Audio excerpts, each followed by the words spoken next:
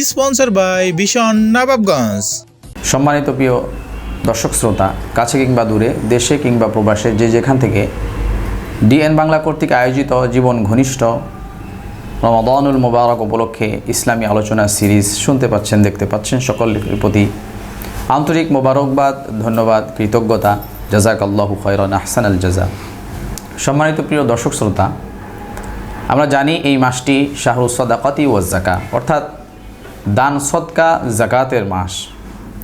তারই ধারাবাহিকতায় আরেকটি প্রসঙ্গ নিয়ে আলোচনা করতে চাই, যেটি হলো জাকাতুল ফিতির বা সাদাকাতুল ফিতির, যেটা আমাদের সমাজে ফিতরা নামে পরিচিত বা প্রসিদ্ধ। এই ফিতরা শব্দটির অর্থ হচ্ছে নাস্তা, খাবার, খাদ্য ইত্যাদি। আমরা যে ইফতার বলি, ইফতার শব্দটিও এই ফিতরা থেকেই উদ্গত, অর্থাৎ দীর্ঘ একটি সময় উপবাস থাকার পরে খাবার গ্রহণ করাকে, যে খাদ্যটা গ্রহণ করা হয় প্রথমেই, সেটাকে বলে ইফতার বা ফিতিরও বলা চলে। ইংরেজিতে যাকে বলা হয় ব্রেকফাস্ট, অর্থাৎ সকালের খাবার, হালকা খাবার যেটা আনন্দ চিত্তে মানুষ গ্রহণ করে। এটা হচ্ছে শাব্দিক অর্থ। আর আমরা জানি যে প্রতিটি জিনিসের শুধুমাত্র শাব্দিক অর্থ দ্বারা আমরা সেটার মূল পরিচয় জানতে পারি না। এজন্য আমাদের প্রয়োজন হয় পারিভাষিক বা শরীয়তের নির্ধারিত অর্থ। তাহলে আমরা ফিতরার শরীয়তের নির্ধারিত অর্থটা একটু জেনে নিই। তার অর্থ হলো যাকাতুন ওয়াজিবাতুন ইউকাদ্দিমুহাল মুসলিমুনা ইলাল মুহতাজিন বিমুনাসাবাতি ঈদুল ফিতর, যার অর্থ হলো ঈদুল ফিতর উপলক্ষে অভাবী, চাহিদা সম্পন্ন, অভাবগ্রস্ত ব্যক্তিদেরকে অত্যাবশ্যক যেই দানটি করার জন্য কোরআন এবং হাদিস নির্দেশনা দিয়েছে, তাকে যাকাতুল ফিতর বা ফিতরা বলা হয়। এবার আসুন আমরা এই ফিতরার গুরুত্ব কোরআন এবং হাদিসের আলোকে জানার চেষ্টা করি। আল্লাহ রাব্বুল আলামিন সূরা আ'লার 14 এবং 15 নম্বর আয়াতে বলতেছেন, কদ আফলাহা মান তাযাক্কা ওয়া যাকারা ইসমা রাব্বিহি ফাসাল্লা, যে নিজেকে পরিশুদ্ধ করলো সে সফল কাম হয়ে গেল, আর যে তার প্রতিপালকের স্মরণ সামনে রেখে সালাত আদায় করলো সেও সফল কাম হয়ে গেল। এই আয়াতের তাফসির ইবনে কাসির রাহিমাহুল্লাহু আলাইহি, তিনি এখানে ইবনে কাসিরে উল্লেখ করেছেন যে ওয়াকাযালিকা রুবিনা আন আমিরিল মুমিনিন উমর ইবনে আব্দুল আজিজ রাহিমাহুল্লাহ, তিনি বলেন যে আমাদের কাছে এই বর্ণনা পৌঁছেছে যে আমিরুল মুমিনিন উমর ইবনে আব্দুল আজিজ রাহিমাহুল্লাহ আলাইহি আন্নাহু কানা ইয়া'মুরুন নাসা বিইখরাজি সাদাকাতিল ফিতরি, তিনি মানুষজনকে এই সাদকাতুল ফিতরা, যেটাকে আমরা ফিতরা বলি, সেটাকে আদায় করার জন্য তিনি তাদেরকে, মানুষকে উদ্বুদ্ধ করতেন, আদেশ দিতেন। ওয়ায়াতলু হাদিহিল আয়া, এবং তিনি এই আয়াত পড়ে তাদেরকে উদ্বুদ্ধ করতেন যে কদ আফলাহা মান তাযাক্কা ওয়া যাকারা ইসমা রাব্বিহি ফাসাল্লা, অর্থাৎ যে ব্যক্তি নিজেকে পরিশুদ্ধ করলো সে সফল কাম হয়ে গেল। এখানে এই সাদাকাতুল ফিতর বা ফিতরাটি মানুষের যে রমাদানের ত্রুটি বিচ্যুতি সেগুলোকে মিটিয়ে দেয়, সেগুলোকে পরিশুদ্ধ করে দেয়। এজন্য এখানে এই আয়াতটি ব্যবহার করা হয়েছিল বা তিনি ব্যবহার করতেন। এমনকি ইবনে আব্বাস রাদিয়াল্লাহু তাআলা আনহুমা, তিনিও একটি বর্ণনায় দিয়েছেন মুসান্নাফ ইবনে আবি শাইবাতে, তিনি বলেছেন যে এই আয়াতটি ফিতরার প্রতি উদ্বুদ্ধ করার জন্য নাজিল হয়েছে। এবার আসুন আমরা হাদিসে কারিমার দলিল থেকে জানার চেষ্টা করি যে এই ফিতরা সম্পর্কে নবী করিম সাল্লাল্লাহু আলাইহি সাল্লাম আমাদেরকে কি বলেছেন।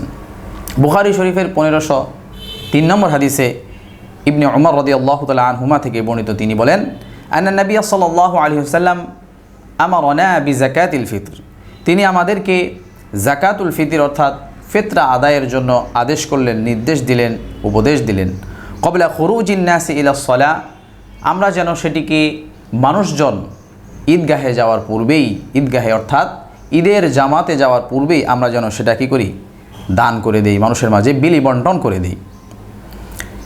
তারপরে আবু দাউদের 1609 নম্বর হাদিসে ইবনে আব্বাস রাদিয়াল্লাহু তাআলা আনহুমা থেকে বর্ণিত, তিনি বলেন, ফরদান নবী সাল্লাল্লাহু আলাইহি ওয়াসাল্লাম যাকাতুল ফিতর, নবী করিম সাল্লাল্লাহু আলাইহি সাল্লাম আমাদের উপরে যাকাতুল ফিতর অর্থাৎ ফিতরাকে ফরজ করে দিয়েছেন, আবশ্যক করে দিয়েছেন।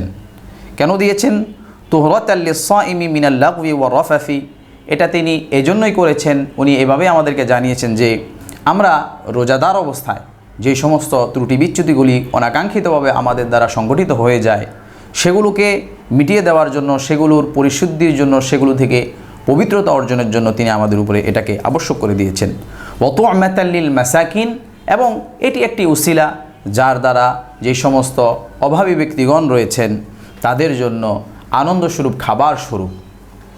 ফামান আদ্দাহা ক্বাবলা সলাতি ফাহিয়া যাকাতুন মাকবুলাতুন, আর এই যাকাতুল ফিতরা অর্থাৎ ফিতরা এটা যে কিনা নামাজের পূর্বে আদায় করবে তারটা আসলেই একটি যাকাতুল ফিতর বা ফিতরা হিসাবেই পরিগণিত হবে। পক্ষান্তরে ওয়ামান আদ্দাহা বা'দা সলাত ফাহিয়া সাদাকাতুম মিনাস সাদাকাত, পক্ষান্তরে যে ব্যক্তি এটিকে বিলম্বিত করবে অর্থাৎ নামাজের পরে আদায় করবে তারটা সদকাতুল ফিতরা হিসাবে পরিগণিত হবে না, তবে হ্যাঁ সেটি একটি সাধারণ অন্যান্য দিনের সাধারণ একটি দান হিসাবে, অনুদান হিসাবে গৃহীত হবে। অতএব বোঝা গেল যে আমরা আমাদের যে সদকাতুল ফিতর আছে সেটা অবশ্যই আমাদেরকে নামাজের পূর্বেই সেটা আমাদেরকে আদায় করে দিতে হবে। কোনো কোনো বর্ণনায় জানা যায় যে ঈদের আগের দিন অথবা তার আগের দিন এভাবেও সাহাবায়ে আজমাইন রাদিয়াল্লাহু তাআলা আনহুম এই ফিতরা প্রদান করে দিতেন, দান করে দিতেন। এবার আসুন আমরা সাদাকাতুল ফিতর বা ফিতরা যেটাকে বলি সেটা আদায়ের পদ্ধতি পন্থা সম্পর্কে কিছু আলোচনা করে নিই। আমরা আমাদের বোঝার সুবিধার্থে আমাদের বিগত পর্বে আমরা যাকাতকে প্রশ্নের আলোকে বোঝার চেষ্টা করেছিলাম এবং সেটি সুন্দর একটি পদ্ধতি। তো সেই পদ্ধতিতেই আমরা আজকে আবার জানার চেষ্টা করব যে এই যাকাতুল ফিতর বা ফিতরা কে দিবে, কি দিবে, কখন দিবে এবং কাকে দিবে। তাহলে 1 নম্বর প্রশ্ন হলো কে দিবে, অর্থাৎ সাদকাতুল ফিতর বা ফিতরা কার উপরে ওয়াজিব হয়। প্রত্যেক স্বাধীন মুসলমান যার কাছে ঈদের দিন নিত্য প্রয়োজনীয় দ্রব্য, ঘর বা বাসস্থান, কাপড় চোপড়, বাহন বা গাড়ি ইত্যাদি এর অতিরিক্ত সম্পদ থাকবে তার উপর সাদকাতুল ফিতর আদায় করা ওয়াজিব। এক্ষেত্রে পরিবারের যে সমস্ত সদস্যগণ রয়েছেন যেমন স্ত্রী, সন্তান, সন্ততি, অধীনস্থ, তাদের ভরণ পোষণের দায়িত্ব যার, তিনি তাদের সদকাতুল ফিতরা আদায় করবেন। যদি তাদের সামর্থ্য থাকে স্ব সদকাতুল ফিতরা তারা আদায় করলে সেটা ভালো এবং উত্তম। আব্দুল্লাহ ইবনে উমর রাদিয়াল্লাহু তাআলা আনহুমা বলেন, ফরদ রাসূলুল্লাহি সাল্লাল্লাহু আলাইহি ওয়াসাল্লাম যাকাতাল ফিতরি সাআন মিন তামরিন আও সাআন মিন শাঈরিন। তিনি বলেন রাসূলুল্লাহ সাল্লাল্লাহু আলাইহি ওয়াসাল্লাম 1 সা খেজুর অথবা 1 সা গম যাকাতুল ফিতর আমাদের উপরে আবশ্যক করেছেন। আলাল হুররি ওয়াল আবদি, তিনি এটি আবশ্যক করেছেন স্বাধীন ব্যক্তির উপরে অথবা পরাধীন গোলামবাদীর উপরেও তিনি সেটিকে, অধীনস্থ পরাধীন গোলামবাদীর উপরেও সেটিকে আবশ্যক করেছেন। তিনি আরও আবশ্যক করেছেন ওয়া যাকারি ওয়াল উনসা, নারী এবং পুরুষ উভয়ের উপরেই তিনি সেটাকে আবশ্যক করে দিয়েছেন। ওয়া সগীরি ওয়াল কাবীরি মিনাল মুসলিমিন, এবং মুসলমানদের ছোট বড় সন্তানাদি যারা রয়েছে তাদের উপরে তিনি সেটিকে আবশ্যক করে দিয়েছেন। ওয়া আমারা বিহা আন তুআদ্দা ক্বাবলা খুরুজিন নাসি ইলা সলাত, এবং তিনি আমাদেরকে আদেশ করেছেন মানুষজন ঈদগাহে রওনা দেওয়ার পূর্বেই যেন এটিকে আদায় করে দেওয়া হয়। হাদিসটি মুসলিম শরীফের 984 নম্বর হাদিসে এসেছে। এবার আসুন কি দিবে, অর্থাৎ কি দিয়ে এই ফিতরাকে আদায় করবে। হাদিসগুলো পর্যালোচনা করলে মোট প্রায় 5টি পণ্যের বিবরণ পাওয়া যায়। একটা হলো গম, তারপর হলো জব, কিশমিশ, খেজুর, পনির, এই পণ্যগুলোর উপরে ফিতরা আদায় করতে হয়। এর মধ্য থেকে এই জিনিসগুলো থেকে যার যতটুকু সামর্থ্য সেই পণ্যকে মানদণ্ড ধরে তার সমমূল্য চাইলে সে সেটাকে দিতে পারে। এক্ষেত্রে আমাদের সমাজে কেউ কেউ বলে থাকেন যে এই সমমূল্য দিলে বা টাকা দিয়ে বা প্রচলিত কারেন্সি দিয়ে সেটা আদায় করলে আদায় হবে না, এমনটি অনেকেই বলে থাকেন। এক্ষেত্রে আমরা দেখি যে আমরা যদি টাকা দিয়ে সেটা সমমূল্যের পরিমাণের টাকা যদি আমরা পরিশোধ করতে চাই সেটি আমাদের আদায় হবে কি না। আমরা কিছু দলিল শুনি, তাহলে আমাদের বুঝে আসবে যে এগুলো আদায় হবে। আন কুররা রাহিমাহুল্লাহ, কুররা রাহিমাহুল্লাহ একজন তাবিঈ ছিলেন। তিনি বলেন, জাআনা কিতাবু উমর ইবনে আব্দুল আজিজ রাহিমাহুল্লাহ আলাই ফি সাদাকাতিল ফিতর। আমাদের কাছে উমর ইবনে আব্দুল আজিজ রাহিমাহুল্লাহ আলাইহির একটি ফরমান এসেছে। সেখানে তিনি বলেছেন, নিসফু সাইন আন কুল্লি ইনসান আও কিমাতুহু নিসফু দিরহামিন। তিনি সেখানে লিখে দিয়েছেন যে প্রতিজন থেকে বা মাথা পিছু থেকে অর্ধ সা কিংবা তার দাম অর্ধ দেরহাম আদায় করতে হবে। অর্থাৎ সেখানে ওমর ইবনে আব্দুল আজিজ রাহিমাহুল্লাহ আলাই উনি সেখানে পণ্যকেও নির্ধারণ করলেন, অথবা তার বিপরীতে তিনি অর্ধ দেরহাম আদায়ের ব্যাপারে তিনি কী করলেন, ফরমান জারি করলেন। এতে বোঝা যায় যে অর্থ দিয়ে ফিতরা আদায় করলেও ফিতরা আদায় হয়ে যাবে, যে এই ফিতরার যে সমমূল্য সেটা টাকা দিয়ে পরিশোধ করার বৈধতা রয়েছে, অবকাশ রয়েছে, সেটি জায়েজ রয়েছে। এবার আসুন আমরা দেখি যে কখন দিবে বা কখন আদায় করবে। আমরা ইতিপূর্বে হাদিস থেকে অলরেডি জেনে নিয়েছি যে এটি আমাদেরকে অবশ্যই ঈদগাহে যাওয়ার পূর্বেই আদায় করতে হবে। কোনো কোনো বর্ণনায় পাওয়া যায় যে অনেকেই ঈদের 2 দিন আগেও সেটা আদায় করে দিতেন। যেমনটি বর্ণনা রয়েছে, কানা ইবনু উমর ইউআদ্দিহা ক্বাবলা যালিকা বিয়াউমিন ওয়া ইয়াউমাইন, যে এরকম পাওয়া যায় যে ইবনে উমর রাদিয়াল্লাহু তাআলা আনহুমা তিনি 1 দিন আগে অথবা 2 দিন আগে এটি আদায় করে দিতেন। অতএব সতর্কতাবশত আমাদেরকে অবশ্যই এটি আগেভাগে আদায় করে দেওয়াটাই আমাদের জন্য আবশ্যক বা কাম্য। এবার আসুন আমরা আরেকটু জেনে নেই, সেটা হলো যে কাকে দিবে, অর্থাৎ কাকে দেওয়া যাবে বা কারা এই সদকাতুল ফিতরা বা ফিতরার হকদার। সদকাতুল ফিতির এলাকার নিকটস্থ বা নিকটবর্তী অভাবী দরিদ্র মানুষের মাঝে বন্টন করতে হবে। কেননা ধনীদের যে সম্পদ রয়েছে সেই সম্পদে গরিবদের হক রয়েছে। কোরআনে কারিমায় আমরা সেটাই জানতে পারি, ওয়াফি আমওয়ালিহিম হাক্কুল লিসাইলি ওয়াল মাহরুম।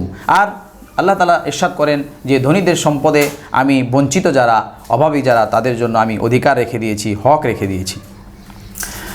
অতএব এর দ্বারা বোঝা যায় যে যে সমস্ত মানুষগুলো জাকাত পাওয়ার অধিকার রাখে বা হক রাখে, সেই সমস্ত মানুষগুলো এই ফিতরা গ্রহণের অধিকার রাখে বা হক রাখে, বা তারাই এই ফিতরা পাওয়ার যোগ্য। তো আমরা এই ফিতরা পাওয়ার যোগ্য যে জাকাতের যে হকদার রয়েছে তাদের সম্পর্কে কোরআনে কারিমাটি একটি সংক্ষিপ্তভাবে আমরা একটু জেনে নেই। সূরা তাওবার 60 নম্বর আয়াতে আল্লাহ রাব্বুল আলামিন বলতেছেন, ইন্নামাস সাদাকাতু লিল ফুকারাই ওয়াল মাসাকিন ওয়াল আমিলিনা আলাইহা ওয়াল মুআল্লাফাতি কুলুবুহুম ওয়া ফির রিকাবি ওয়াল গারিমিন ওয়া ফি সাবিলিল্লাহি ওয়া ইবনিস সাবিল ফরিদাতাম মিনাল্লাহি ওয়াল্লাহু আলিমুল হাকিম। আল্লাহ রাব্বুল আলামিন ইরশাদ করেন যে নিশ্চয়ই সদকা তাদের জন্য, নিশ্চয় অসহায় যারা, অভাবগ্রস্ত যারা, বা এই সদকা বিলি বন্টনে, জাকাত বিলি বন্টনে যারা নিযুক্ত তাদের জন্য, অথবা বিধর্মীদের মনোরঞ্জনের উদ্দেশ্যে যারা রয়েছে, যাদেরকে উদ্দেশ্য করা হয় তাদের জন্য, দাস দাসী বন্দী বা মিথ্যা মামলায় জর্জরিত ব্যক্তি তাদের ক্ষেত্রেও সেটাকে ব্যবহার করা যায়। আর ঋণগ্রস্ত দেনাগ্রস্ত ব্যক্তিদের বিপদ থেকে উদ্ধার করার জন্য তাদেরকে দেওয়া যায়। আল্লাহর পথে জিহাদকারী যারা তাদেরকে দেওয়া যায়, আর মুসাফিরদেরকে দেওয়া যায়। এভাবেই আল্লাহ রাব্বুল আলামিন আমাদেরকে কাকে কাকে দেওয়া যাবে সেই বিষয়গুলো বর্ণনা করেছেন, আলোচনা করেছেন। তবে এখানে উল্লেখ্য বিষয় হলো যে একজন মানুষের ফিতরা একজন ব্যক্তিকেই দেওয়া উচিত, অথবা একাধিক মানুষের ফিতরা একজনকে দেওয়া ভালো। একজনের ফিতরা একাধিক ব্যক্তির মাঝে বা একাধিক গরিবের মাঝে বন্টন করা এটা অনুচিত, এটাকে মাকরুহে তানজিহি বলা হয় ফিকহের পরিভাষায়। এজন্য আমরা চেষ্টা করব ফিতরাকে যেন খুব বেশি বিলি বন্টন বা আমরা ভেঙে ভেঙে না দেই, একজনেরটা অন্তত একজনকে আমরা দেওয়ার চেষ্টা করব ইনশাআল্লাহ। তো সম্মানিত দর্শক শ্রোতা, আসুন আমরা জেনে নেই যে এই বছর অর্থাৎ 1446 হিজরি মোতাবেক 2025 সালের সদকাতুল ফিতর বা ফিতরার পরিমাণটা কী। এক্ষেত্রে ইসলামী ফাউন্ডেশন কর্তৃক নির্ধারিত জনপ্রতি সর্বনিম্ন 110 টাকা এবং সর্বোচ্চ 2805 টাকা নির্ধারণ করা হয়েছে। এটি এই 1400 হিজরি মোতাবেক 2025 সালের জন্য নির্ধারণ করা হয়েছে। এগুলো প্রতি বছর দ্রব্যমূল্য অনুসারে নির্ধারণ করা হয়। এক্ষেত্রে এই বিষয়টি আমরা লক্ষ্য রাখবো ইনশাআল্লাহ। তো প্রাসঙ্গিকভাবে আমি আপনাদের নিকটে একটি হাদিস পেশ করতে চাই। আবু হুরায়রা রাদিয়াল্লাহু তাআলা আনহু থেকে বর্ণিত, নবী করিম সাল্লাল্লাহু আলাইহি সাল্লাম ইরশাদ করেন, লাইসাল মিসকিন, ওই ব্যক্তি তো প্রকৃত অভাবী নয়, আল্লাযী ইয়াতুফু আলান নাস, যে মানুষের মাঝে পেশাগতভাবে ঘুরে বেড়ায়, তারুদ্দুহুল লুকমাতু ওয়াল লুকমাতান ওয়াত তামরাতু ওয়াত তামরাতান, যে মানুষের কাছে 1 লোকমা 2 লোকমা অথবা 1টি খেজুর 2টি খেজুর সে সাহায্য চেয়ে বেড়ায়, এই ধরনের পেশাগত মিসকিন যারা, ফকির যারা, এরা আসলে প্রকৃত ফকির নয়। ওয়ালাকিন্নাল মিসকিন আল্লাযী ইয়াতাআফফাফু, বরঞ্চ প্রকৃত মিসকিন যারা, তারা তো মানুষের কাছে হাত পাততে পারে না। ওয়াল্লাযী লা ইয়াজিদু গিনান ইউগনিহ, তারা তাদের প্রয়োজন, তারা তাদের কামাই রোজগার দিয়ে বা তাদের ইনকাম দিয়ে তারা তাদের প্রয়োজনগুলি পূরণ করতে পারে না। ওয়ালা ইউফতানু লাহু, তাদেরকে মানুষ চিনতেও পারে না। হ্যাঁ, ফায়ুতাসাদ্দাকা আলাইহি, মানুষ তাদেরকে না চেনার কারণে তাদেরকে দান সদকাও করতে পারে না। ওয়ালা ইয়াসআলুন নাসা শাইআন ওয়ায়াস্তাহি, তারা মানুষের কাছে কোনো হাত পাতার ক্ষেত্রে তারা লজ্জাবোধ করে। এই ধরনের মানুষগুলো হলো প্রকৃত মিসকিন। আমরা আমাদের সমাজে অনেক মানুষ এরকম পাবো যারা নিজেদের আত্মসম্মানের কারণে মানুষের নিকট হাত পাততে পারে না। এই জন্য আমরা যখন দান সদকা করব, জাকাত দিব, ফিতরা দিব, সেক্ষেত্রে আমরা পেশাগত যে সমস্ত ফকির আছে এই সমস্ত মানুষগুলোকে অ্যাভয়েড করার জন্য আমরা চেষ্টা করব, এবং প্রকৃত যারা অভাবী বা মিসকিন এদের ক্ষেত্রে আমরা এই বিষয়গুলো লক্ষ্য রাখবো ইনশাআল্লাহ। আল্লাহ রাব্বুল আলামিন আমাদেরকে খুব গুরুত্বপূর্ণ এই বিষয়টি যথাযথভাবে একদম ঈদের জামাতে আমরা যাওয়ার পূর্বেই আমরা যেন প্রত্যেকের মাথাপিছু যে নির্ধারিত হার রয়েছে, পরিমাণ রয়েছে, সেটি যেন যথাযথভাবে আদায় করতে পারি, তৌফিক দান করেন।